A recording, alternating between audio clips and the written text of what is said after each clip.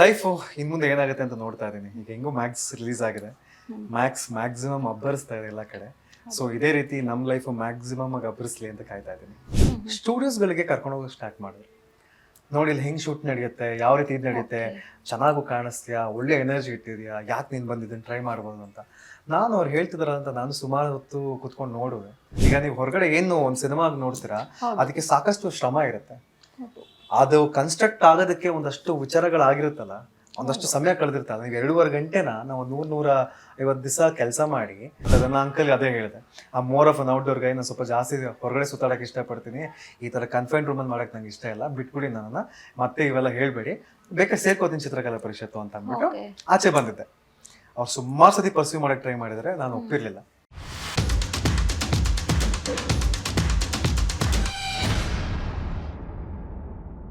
ನಮಸ್ಕಾರ, spit plus ಕರ್ನಾಟಕಕ್ಕೆ ಸ್ವಾಗತ. ನಾನು ಅಕ್ಷತಾ ಗೌಡ. ನಮ್ಮ ಇವತ್ತಿನ ಸ್ಪೆಷಲ್ ಸೆಗ್ಮೆಂಟ್ನಲ್ಲಿ ಸೀತಾರಾಮ ಸೀರಿಯಲ್ ಕಿರುತೆರೆಯಲ್ಲಿ ಮಿಂಚಿ ಇವಾಗ ಬೆಳ್ಳಿ ಪರದೆಯಲ್ಲಿ ದೊಡ್ಡದಾಗಿ ಮಿಂಚ್ತಾ ಇರುವಂಥ ನಾಗಾರ್ಜುನ ಅವರು ನಮ್ಮ ಜೊತೆ ಇದ್ದಾರೆ. ಸೊ ಅವ್ರನ್ನ ಬನ್ನಿ ಕಾರ್ಯಕ್ರಮಕ್ಕೆ ವೆಲ್ಕಮ್ ಮಾಡ್ಕೊಳ್ಳೋಣ. ಸರಿ, ನಮಸ್ಕಾರ, ಹೇಗಿದ್ದೀರಾ? ನಾನು ಚೆನ್ನಾಗಿದ್ದೀನಿ, ನೀವು ಹೇಗಿದ್ದೀರಿ? ತುಂಬ ಚೆನ್ನಾಗಿದ್ದೀನಿ ಸರ್.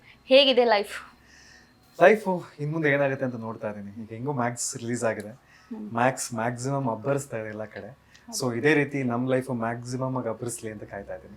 ಓಕೆ, ಮ್ಯಾಕ್ಸ್ ಮುಖಾಂತರ ಏನೋ ಅಬ್ಬರವಾಗಿ ಅಬ್ಬರಿಸ್ತಾ ಇದ್ದೀರಾ. ಸೊ ನೀವು ನಿಮ್ಮ ಚಿಕ್ಕ ವಯಸ್ಸಲ್ಲಿ ನಿಮ್ಮ ಲೈಫಲ್ಲಿ ನೀವು ಏನು ಆಗಬೇಕು ಅಂತ ಅನ್ಕೊಂಡಿದ್ದೀರಿ ಫಸ್ಟ್ ಸ್ಟಾರ್ಟಿಂಗಲ್ಲಿ? ಮೊದಲಿಗೆ ಈ ಕ್ವಶನ್ ಬಂದ್ಬಿಟ್ರಿ, ವೆರಿ ನೈಸ್. ಆ್ಯಕ್ಚುಲಿ ಯಾರು ಕೇಳಿರಲಿಲ್ಲ ಈ ಕ್ವಶನ್.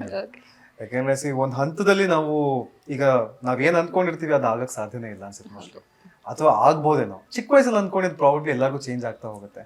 ಚಿಕ್ಕ ವಯಸ್ಸಲ್ಲಿ ನಾನು ಸುಮಾರು ವಿಷಯಗಳನ್ನ ಅಂದ್ಕೊಂಡಿದ್ದೆ. ನಾನು ಫಸ್ಟು ನನಗೆ ಯಾವಾಗ ಈ ಸ್ಪೇಸು ನಕ್ಷತ್ರಗಳು ಇವೆಲ್ಲ ಇಂಟ್ರೊಡ್ಯೂಸ್ ಆಗಕ್ಕೆ ಶುರು ಆಯಿತು, ಅದು ಎಲ್ಲಿಂದ ಬಂತ ಗೊತ್ತಿಲ್ಲ. ಆ್ಯಕ್ಚುಲಿ ಫ್ಲೋರಾ ಅಂತ ಒಬ್ರು ಮ್ಯಾಮ್ ಇದ್ರು, ನಾನು 6th ಸ್ಟ್ಯಾಂಡರ್ಡಲ್ಲಿ ಇರ್ಬೇಕಾರೆ. Actually she was the one ನಮ್ಗೆ ಇವನ್ನೆಲ್ಲ ಇಂಟ್ರೊಡ್ಯೂಸ್ ಮಾಡಿದ್ರು. She was also teaching science for us. ಅವ್ರು ನಮಗೆ ಈ ಸ್ಟಾರ್ಸ್, ಕಾನ್ಸ್ಟಲೇಷನ್ ಇದ್ರ ಬಗ್ಗೆ ಎಲ್ಲ ತುಂಬಾ ನೀಟಾಗಿ ಎಕ್ಸ್ಪ್ಲೇನ್ ಮಾಡೋರು. ಅವ್ರು ಎಕ್ಸ್ಪ್ಲೇನ್ ಮಾಡ್ತಿದ್ ನೋಡಿದ್ರೆ ಏನೋ ಅಲ್ಲೇ ಗ್ರಹದಲ್ಲಿ ಸುತ್ತಾಡ್ಕೊಂಡ್ ಬಂದ್ವೇನೋ ಅನ್ನೋ ಥರ ಅನ್ಸುತ್ತೆ. So I wanted to become an astronaut, ಒಬ್ಬ ಸ್ಪೇಸ್ ಸೈಂಟಿಸ್ಟ್ ಆಗಬೇಕು ಅಂತ ಅನ್ಕೊಂಡು ತುಂಬಾ ಯೋಚನೆಗಳು ಇಟ್ಕೊಂಡಿದ್ದೆ. And I was a very good pair student as well. So I was a topper in my school. ಚೆನ್ನಾಗಿ ನಡ್ಕೊಂಡು ಹೋಗ್ತಾ ಇತ್ತು. ಅಗೇನ್ ಹೋಗ್ತಾ ಶಿಫ್ಟ್ ಆಗುತ್ತಲ್ಲ, ಈಗ ನೀವು ಲೆಕ್ಕ ಆಗ್ತಾ ಹೋದ್ರೆ ನಾನು ಸುಮಾರು ಎಕ್ಸ್ಪೆರಿಮೆಂಟ್ಸ್ ಅಂತೆಲ್ಲ ಏನೋ ಮಾಡ್ತಾ ಇದ್ದೆ ನಾನು. ಅದಾದ ನಂತರ ಏನೋ ಡಿಸಿಪ್ಲಿನರಿ, ಈಗ NCC ಸೇರ್ಕೊಂಡೆ ನಾನು. NCC ಸೇರ್ಕೊಂಡ್ಮೇಲೆ ಅಲ್ಲಿ ಕಂಡಕ್ಟು, ಅಲ್ಲಿ ಒಂದಷ್ಟು ವಿಚಾರಗಳು ಎಕ್ಸ್ಪ್ಲೇನ್ ಮಾಡ್ತಿರ್ಬೇಕಾದ್ರೆ ಈಗ ಯೋಧ ಆಗ್ಬೇಕು ಅಂತ ಯೋಚನೆ ಮಾಡಿದೆ. ಸೊ ಐ ವಾಸ್ ಆಕ್ಚುಲಿ ಇದು ಫೈರಿಂಗ್ ಅಲ್ಲಿ I was selected from Karnataka.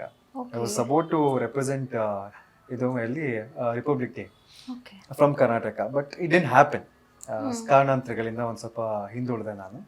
But ಅದೇ ಹಂತವಾಗೂ ಸುಮಾರು ಯೋಚನೆಗಳು ಮಾಡ್ಕೊತ ಬಂದೆ. ಈಗ ಆಟೋ ಯಾರೋ ಹಿಂಗೆಲ್ಲ ಓಡಿಸ್ಕೊಂಡು ಹೋಗ್ತಿರ್ಬೇಕಾದ್ರೆ ನಾನು ಚೆನ್ನಾಗಿ ಓಡಿಸಿ ಎಲ್ಲರ ಹತ್ರ ರೆಸ್ಪೆಕ್ಟ್ ಗಳಿಸ್ತೀನಿ, ಆಟೋರು ಅಂತಂದ್ರೆ ಹಿಂಗೆ ಅನ್ನೋ ಥರ ಅನ್ಕೋಬೇಕು ಅನ್ನೋದ್ರೆಲ್ಲ ಯೋಚನೆ ಮಾಡ್ತಾ ಇದ್ದೆ. ಬಸ್ಸಲ್ಲಿ ತುಂಬಾ ನುಗ್ಲಾಡೋ, ಬಿಕಾಸ್ ನಾವು ಮುಂಚೆ ಬಸ್ಸಲ್ಲೇ ಓಡಾಡ್ತಿದ್ವಿ. ಬಸ್ಸಲ್ಲಿ ಹೆಂಗೆ ಹೋಗ್ಬೇಕು ಅನ್ನೋದ್ರ ಬಗ್ಗೆ ನಾನು ಎಕ್ಸ್ಪ್ಲೇನ್ ಮಾಡುವೆ ನೀಟಾಗೆ. ನಾನು ಕಂಡಕ್ಟರ್ ಆಗಿ ಹಿಂಗೆ ನಿಂತ್ಕೊಳ್ಳಿ, ಹಂಗೆ ನಿಂತ್ಕೊಳ್ಳಿ ಅಂತ ಹೇಳುವೆ. ಇದೆಲ್ಲ ಏನೋ ಯೋಚನೆಗಳು, ಅವೆಲ್ಲ ಹುಚ್ಚು ಕಲ್ಪನೆಗಳು. ಐ ಥಿಂಕ್ ಹೆಂಗಾಗುತ್ತೆ ಅಂತಾರೆ, ಇದು ಬೆಳವಣಿಗೆ ಅಂತ ಅನ್ಸುತ್ತೆ ಅಷ್ಟೇ. ಈಗ ಹಂತವಾಗಿ we are all influenced human behaviours ಅಂತ ನಾನು ಯಾವಾಗಲೂ ನಂಬ್ತೀನಿ. ನಮ್ಗೆ ಏನು ಇನ್ಫ್ಲೂಯೆನ್ಸ್ ಆಗುತ್ತೋ ಅದನ್ನ ನಾವು ಅಡಾಪ್ಟ್ ಮಾಡ್ಕೊಳಕ್ಕೆ ಅಡಾಪ್ಟ್ ಮಾಡ್ಕೊತೀವಿ. ಅಡಾಪ್ಟ್ ಮಾಡ್ಕೊಂಡು ಅದನ್ನ ಎಕ್ಸ್ಪೆರಿಮೆಂಟ್ ಮಾಡಕ್ ಹೋಗ್ತೀವಿ. ಆ ಎಕ್ಸ್ಪೆರಿಮೆಂಟ್ ಮಾಡಿದಾಗ ಅದು ಸಕ್ಸಸ್ ಕಂಡ್ರೆ ಐ ಥಿಂಕ್ ಅದನ್ನ ಅಳವಡಿಸ್ಕೊಂಡು ಇದೇ ನಮ್ ಧ್ಯೇಯ ಅಂತ ಹೇಳ್ಕೊಂಡು ಅದೇ ದಾರಿಯಲ್ಲಿ ಹೆಜ್ಜೆ ಇಡ್ತೀವಿ. ಅದಾಗದೇ ಇರುವಾಗ, ಆಗೋದಕ್ಕಂತೂ ಸುಮಾರು ಪ್ರಯತ್ನ ಪಡ್ತೀವಿ. ಅದಾಗದೇ ಇರುವಾಗ ಏನಾಗುತ್ತೆ, ಬೇರೆ ಹಾದಿಗೆ ಶಿಫ್ಟ್ ಆಗ್ತಾ ಹೋಗ್ತೀವಿ. ಅದು ಇವೆನ್ಚುಲಿ ಆಗ್ತಾ ಹೋಗುತ್ತೆ ಅನ್ಸುತ್ತೆ. ನಿಮ್ಮ ಲೈಫ್ ಕಂಡಕ್ಟ್ ಅಲ್ಲಿ ಸಾಕಷ್ಟು ವಿಚಾರಗಳನ್ನ ಎದುರಿಸ್ತಾ ಇರ್ತೀವಿ. ಸಾಕಷ್ಟು ವಿಚಾರಗಳು ಅಟ್ರಾಕ್ಟಿವ್ ಆಗಿರುತ್ತೆ. ಆ ಅಟ್ರಾಕ್ಟಿವ್ ಆದಾಗ ನೀವು ಅದು ನಿಮ್ಗೆ ಅಷ್ಟೊಂದು ಅಟ್ರಾಕ್ಟಿವ್ ಆದ್ರೆ, ಅದು ಅಷ್ಟೊಂದು ರಿಲೇಟ್ ಆದ್ರೆ, ರೆಸೊನೇಟ್ ಆದ್ರೆ ನಿಮ್ಮ ಎನರ್ಜಿಗೆ, ನೀವು ಅದನ್ನ ಮಾಡೋದಕ್ಕೆ ಹೋಗ್ತೀರಿ. ಅದು ಅದ್ರ ಬಗ್ಗೆ ಇನ್ಕ್ಲಿನೇಷನ್ ಇರುತ್ತೆ.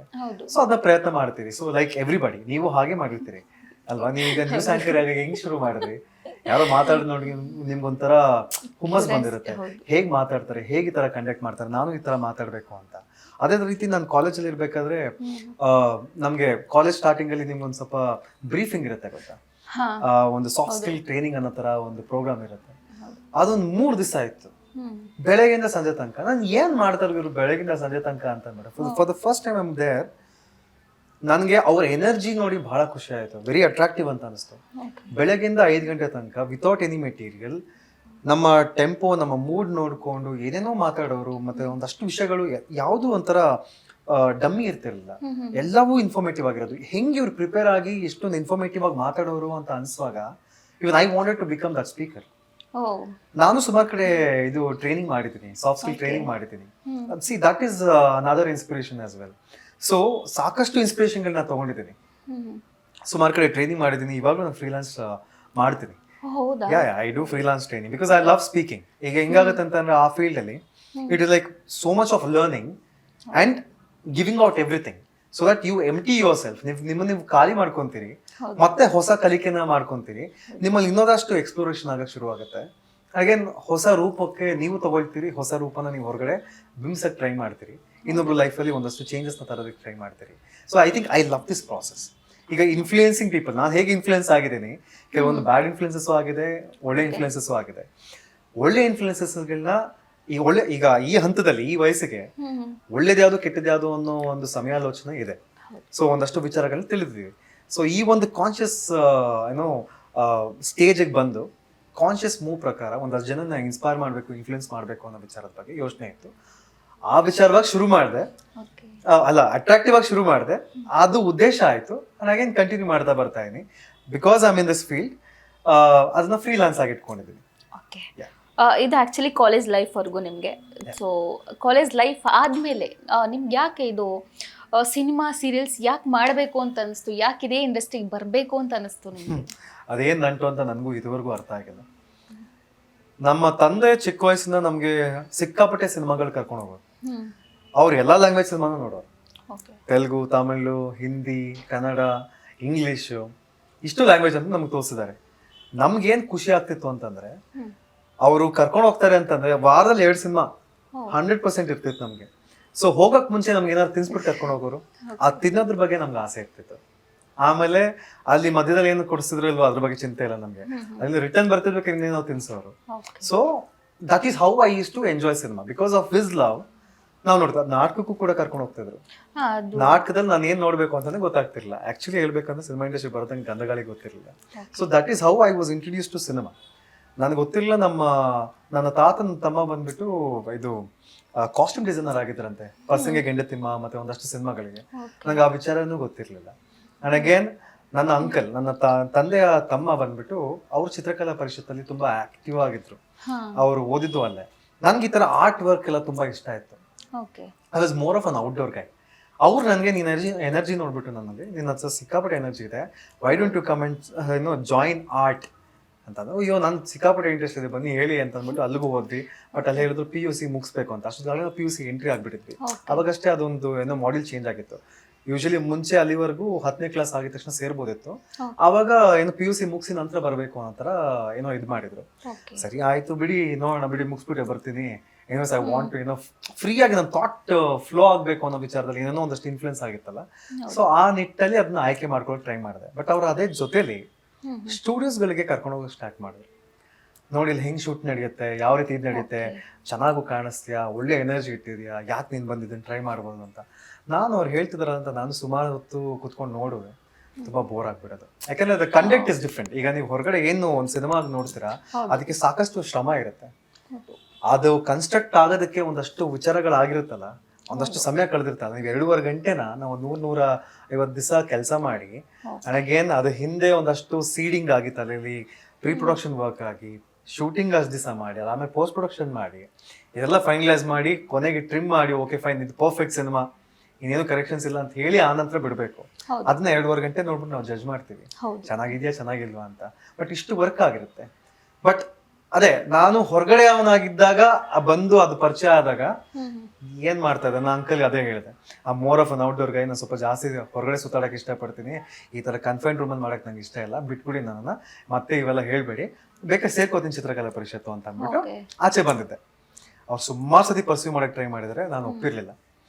ಸೊ ಅದೊಂದು ದೊಡ್ಡ ಕಾರಣ ಆಯ್ತು, ಒಂದು ದೊಡ್ಡ ಇನ್ಸಿಡೆಂಟ್ ಆಯ್ತು ನನ್ನ ಲೈಫಲ್ಲಿ. ಅದಾದ್ಮೇಲೆ ನಾನು ಯಾವಾಗ ರೆಸ್ಟ್ ತಗೊಂತ ಇದ್ದೆ, ಆ ರೆಸ್ಟ್ ತಗೋತಿರೋ ಟೈಮಲ್ಲಿ ಕರೆಕ್ಟಾಗಿ ಬಂದು ಮತ್ತೆ ನಾಟಿದ್ರು. ಆ ನಾಟಿದಕ್ಕೆ ಇಲ್ಲಿ ತನಕ ಬರೋಕಾಯ್ತು. ಒಂದು ಘಟನೆ ನಿಮ್ಮನ್ನ ಇಷ್ಟು ಮಟ್ಟಿಗೆ ತಂದು ಕೂರ್ಸಿದೆ ಅಂತ ನೀವು ಹೇಳಿದ್ರಿ. ಸೊ ಏನ್ ಘಟನೆ ಅಂತ ಒಂದು ತಿಳ್ಕೊಬೋದಾ, ಅದೊಂದು ತಿಳ್ಕೊಬೋದಾ ಅಂತ. ನನ್ನ ತುಂಬಾ ಒಳ್ಳೆ ಸ್ನೇಹಿತ, ವೆರಿ ಕ್ಲೋಸ್ ಫ್ರೆಂಡ್. ಓಕೆ ಈ ಘಟನೆ ಆಗಕ್ ಮುಂಚೆ ನನಗೂ ಹಂಗೂ ಜಗಳ ಆಗಿತ್ತು, ನಾವು ಮಾತು ಬಿಟ್ಟಿದ್ವಿ. ಓಕೆ ಅದೇನೋ ಗೊತ್ತಿಲ್ಲ ಅವ್ನಿಗೆ ಏನು ಅನಿಸ್ತು, ಅವತ್ತಿನ ದಿವಸ ಗ್ಯಾಪ್ ನಂತರ ನನಗೆ ಕಾಲ್ ಮಾಡ್ತಾನೆ, ಹೈದ್ರಾಬಾದ್ಗೆ ಹೋಗೋಣ ಬರ್ತೀಯಾ ಅಂತಾನೆ. ಯಾಕೆಂದ್ರೆ ನಾವು ಮುಂಚೆಯಿಂದ ಹೇಗಿದ್ವಿ ಅಂತಂದ್ರೆ, ಐ ಥಿಂಕ್ ನಾನು PUC ಬಂದಾದ ನಂತರ I wanted to explore, because ಯಾಕೆಂದ್ರೆ ನಮ್ಮ ಅಣ್ಣಂದ್ರೆಲ್ಲ ಸುತ್ತಾಡೋರು, ಮತ್ತೆ ಹೊರಗಡೆ ಇವೆಲ್ಲ ಏನೋ ಒಂದಷ್ಟು ಇಂಟ್ರೊಡ್ಯೂಸ್ ಆಗಿತ್ತು ನನಗೆ. ಔಟ್ಡೋರ್ ಸುತ್ತಬೇಕು ಅಂತ ಇತ್ತು, ಸೌಕರ್ಯ ಇಲ್ಲದ ಕಾರಣ ನಾನು ಹೋಗಕ್ ಆಗ್ತಿರ್ಲಿಲ್ಲ. ಬಟ್ ವಿತೌಟ್ ಮನಿ ಹೇಗೆ ಹೋಗ್ಬೋದು ಅನ್ನೋದ್ರ ಬಗ್ಗೆ ನಾನು ತುಂಬಾ ಯೋಚನೆ ಮಾಡ್ತಿದ್ದೆ. ಅಂಡ್ ಅಗೇನ್ ಫ್ರೀಡಮ್ ಬೇಕಲ್ಲ. ಈಗ ಕಾಲೇಜ್ ಟೈಮಲ್ಲಿ ಬಂಕ್ ಹಾಕೋರು, ಇದನ್ನ ನಾನು ಎಕ್ಸ್ಪೀರಿಯನ್ಸ್ ಮಾಡಿದೆ. Okay fine, that was easy ಅಂತ ಅನಿಸ್ತು. ಫ್ರೆಂಡ್ ಮನೇಲಿ ಹೋಗಿ ಉಳ್ಕೊಳ್ಳೋದು ನಮಗೆ ಅಭ್ಯಾಸ ಇರಲಿಲ್ಲ, ಆದ್ರೆ ಮನೇಲಿ ಬಿಡ್ತಿರ್ಲಿಲ್ಲ.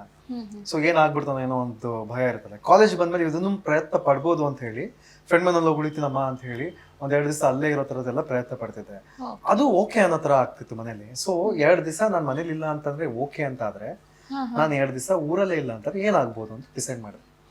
ಸೊ ಆ ರೀತಿ ಒಂದು ಡಿಸೈಡ್ ಮಾಡಿ ಕೈಯಲ್ಲಿ ಒಂದು $400 ಚಿಲ್ಲರೆ ದುಡ್ಡು ಇಟ್ಕೊಂಡು ಫಸ್ಟ್ ಟೈಮ್ ನಾನು ಹೊರಗಡೆ ಹೊರಟೆ ರಾತ್ರಿ. ಸೊ ಹೊರಟಿ, ಇನ್ಫ್ಯಾಕ್ಟ್ ಹೇಳ್ಬೇಕು ಅಂತಂದ್ರೆ ಎಲ್ಲಿ ಮಲಗೋದು ಏನ್ ವಿಚಾರ ಏನು ಗೊತ್ತಿಲ್ಲ. ಒಟ್ನಲ್ಲಿ ನೆಕ್ಸ್ಟ್ ದಿವಸ ರಾತ್ರಿ ಬರ್ಬೇಕು. ನಾನು ಕೂರ್ಗ್ ನೋಡ್ಬೇಕು ಅಂತ ತುಂಬಾ ಆಸೆ ಆಯ್ತು ನನಗೆ.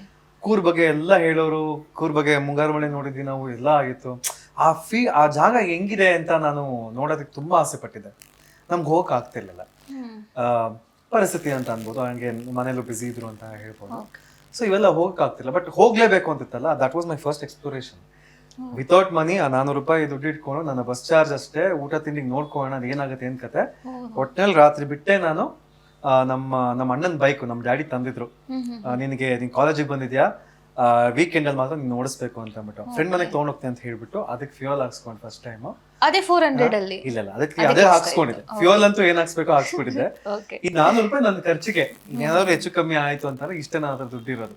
ಊಟ ತಿಂಡಿ ವಿಚಾರಕ್ಕೆ ಏನಾಗುತ್ತೆ ನೋಡೋಣ ಅಂತ ಹೇಳ್ಬಿಟ್ಟು ಹೊರಟಿದ್ದೆ ಅಷ್ಟೇ. ರಾತ್ರಿ ಬಿಟ್ಟೆ, ನೈಟ್ ಜರ್ನಿ, ನೈಟ್ ಡ್ರೈವ್ ಬಗ್ಗೆ ಎಲ್ಲ ಸುಮಾರು ಜನ ಮಾತಾಡೋ, ನೈಟ್ ಔಟ್ ಅಂತ ಯಾರು ಜೊತೆಲಿಲ್ಲ, ಯಾರು ಬರಕ್ ಹೆದರೋರು. ಅವಾಗ ನನ್ನ ಮೊದಲನೇ ಪ್ರಯತ್ನ ನಾನು ಮಾಡಿದ್ದು ಸ್ಪೀಡ್ ಪ್ಲಸ್ ಕರ್ನಾಟಕ.